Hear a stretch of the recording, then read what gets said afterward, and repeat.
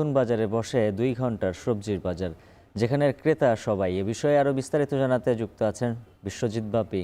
বাপি, জানাবেন বাজারে কি ধরনের সবজি উঠেছে আর দরদামি বা কেমন?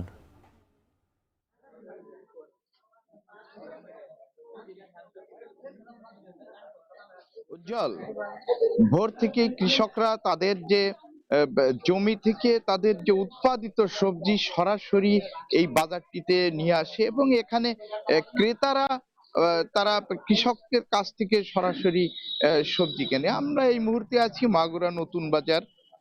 এখানে রাস্তার ধার দিয়েই কিন্তু সবজি বিক্রেতারা তারা বসেছে এবং ভোরবেলা হাঁটাহাঁটির পর কেউ বা চাকরিজীবী যারা তারা সকালে এই বাজারটিতে আসে।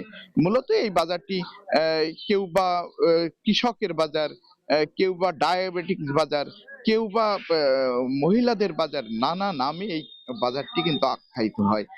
তো সকাল থেকে এখানে বেচা কেনা হচ্ছে এবং তুলনামূলকভাবে আহ, বড় বাজার থেকে এই বাজারে কিন্তু দামটা কিন্তু অনেকটাই কিন্তু কম রয়েছে। তো আমরা যদি সবজির দামের কথা বলি, তো এখানে ছিম যেটি বাজারে বিক্রি হচ্ছে 25 থেকে 30 টাকা, সেই ছিম কিন্তু এখানে বিক্রি হচ্ছে 15 থেকে 20 টাকা।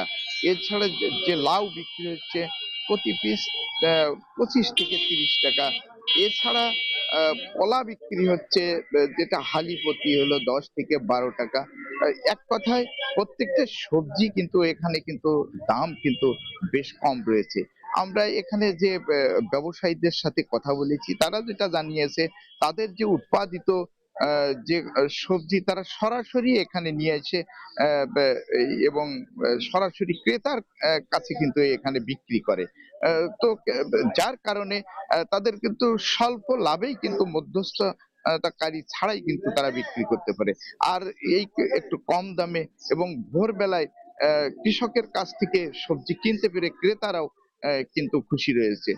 তো এই ছিল মাগুরা যে সবজি বাজার থেকে সর্বশেষ। উজ্জ্বল।